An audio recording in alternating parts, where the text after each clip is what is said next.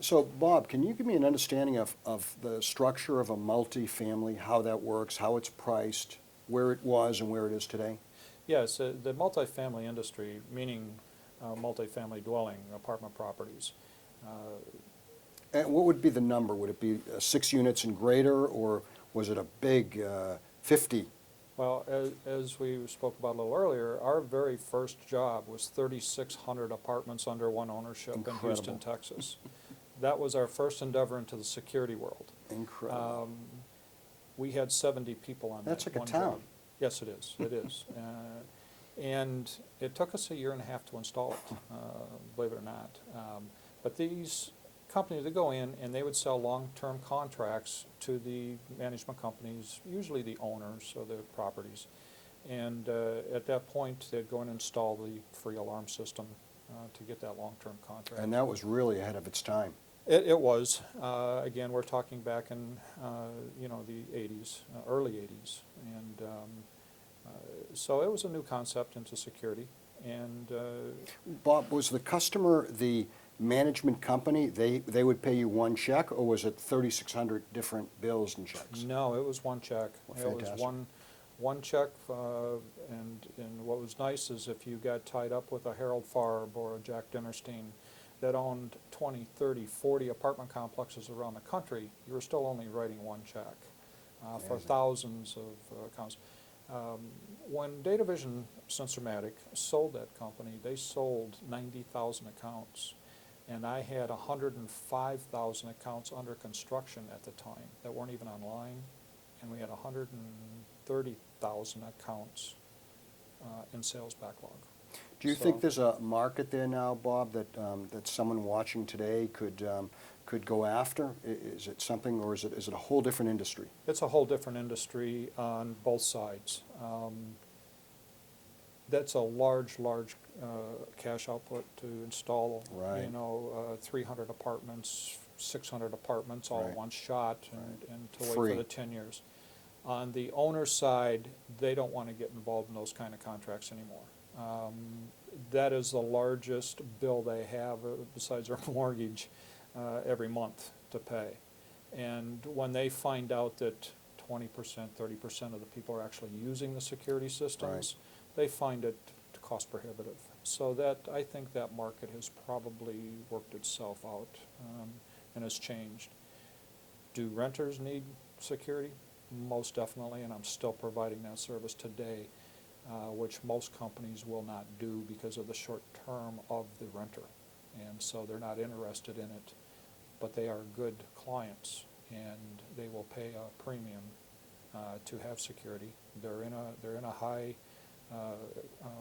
exposure, crime exposure atmosphere, so they will pay. And what you find is that a lot of these renters are there for 2, 3, 4, 5, 6, 7, More 8 years, transient. and so you're still getting a long-term client.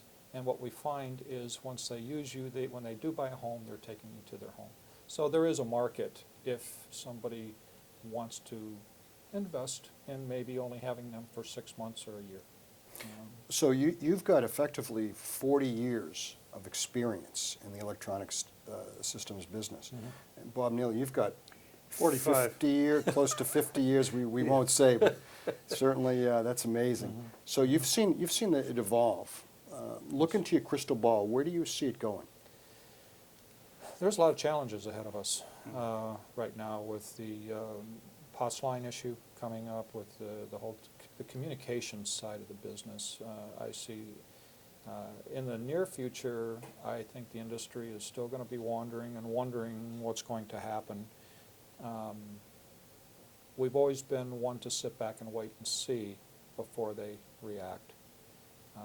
So I think in the short term, there's still going to be some hurdles that have to be crossed with manufacturing, trying to catch up or put themselves in a position to deal with the voice over IPs, the internet, the different types of technologies that are being talked about out there, or in fact are starting. After that, after they get over that hurdle, I think I call it the sizzle and the steak. The steak is there. what we do is there. Customer service is always there, and that's going to always be there. And that should be the main focus. The communications, I think that is the stake, and communicating with, you know, the responders. Now, you're saying communicating the signal from the customer premise to the monitoring That's station, correct. that That's link, correct. okay. That's correct. And so I think that's the stake of the equipment. The sizzle, that's where we're coming in with, are we turning on the coffee pot, are we turning on the lights, are we turning on the jacuzzi on the way home? Those are the things that I think will be added and will continue to be added when we get into more integration and automation down the road. When do you think, looking at, is that, are you talking about a year, 2012, 2015? You know, it becomes a compatibility issue. Exactly. It's always the last 100 feet of the last mile, as they say. Do you think that we'll get to a point where we will have that ubiquitous type of method of turning coffee pots on or turning? It's here now. I think it's a little early. I think the manufacturers need to concentrate more on reliability of communications with the new technologies that are coming. And the new technologies are coming faster than the manufacturers can keep up with them. I think that's what needs to be addressed first. Let's not turn on the jacuzzi. That's a convenience. Let's not do that until we get the communication stable first, that we can depend on that conduit between the customer and the central station being reliable, 100% reliable. You also do video systems too. You Yes. do video and you do a good amount of fire systems. So a lot of questions come up on video. It becomes very ambiguous on what a customer really wants. As an example, is you can have three managers in a store, and one wants to see the cash register, and one wants the vision of everything, and one manager wants to see the serial number and the bill. It's pretty hard to, two-part question, it's pretty hard to please everyone. Mm-hmm. And do you see any way of building recurring revenue into that model? Well, most definitely. There's always a way of building recurring revenue into service. I won't use the word maintenance, but into service. And monitoring. Video monitoring is something that will become very important in our industry. When do you think? I think when they can do it economically, that it's not only for the rich. I think when your cities are coming up with ordinances for video verification before they'll dispatch, things of that nature, they are only addressing maybe 10% of the people that can afford it. And 90% of the people right now can't afford it. And until that comes down towards affordable for everybody, that's when it'll peak. Any idea when you think that will, or where that mathematical number is? Do you? That's going to be the manufacturer's call. I'm going to stay. It's still years out.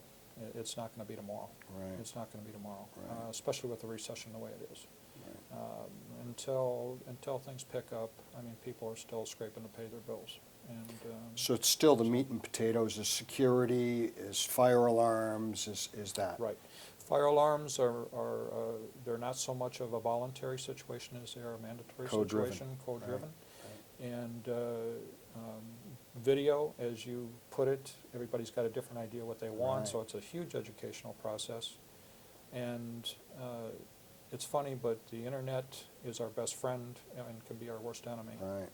And when there is so much on the market with so little education, where people are doing their research, they get misled, unfortunately. And my experience is when I talk with folks about video, their head goes like an owl. They just say, I want to see this. Right. And when I can stop them and say, you know, focus on my forehead, and that's all you're going to see. Right. Okay. Right. And then we can talk about distances and, you know, getting identifications and whatnot. But it's an educational Yeah. process, and it's not a one-shoe-fits-all. And once they understand that, then they're a little more acceptable to the fact that they might have to add 2 cameras instead of just 1, basically. Bob, Neely, question for you is, you head up the Alarm Association of Florida. Yes, Very sir. progressive, probably one of the most progressive in the United States. I've attended a lot of meetings from a lot of different states, a lot of associations, and whenever I go, everyone is so nice. You know, I go with my wife and myself when I can, when I'm down in Florida. And what do you attribute, whether it be education, whether it be good lobbying, how do you get the people to kind of rally? Well, we've been very fortunate. In the late 90s, I think everybody saw a certain amount of tough times economically, and so our membership was way down, and we had a good solid base of people, but it needed rebuilding. So the association made a decision at that point in time. They had been without a director for a while to hire somebody new. Bob Worthy approached my office and asked me if I'd be Oh, is that interested. right? Really? And That's amazing. so he dragged me kicking and screaming into the position, and I came on board in February of 1999. And I realized that we had an excellent base of people, and so I began working the state, going around to the different regions. We have 11, because the state is so large, we have 11. How long does it take to go from, say, Key West up to, is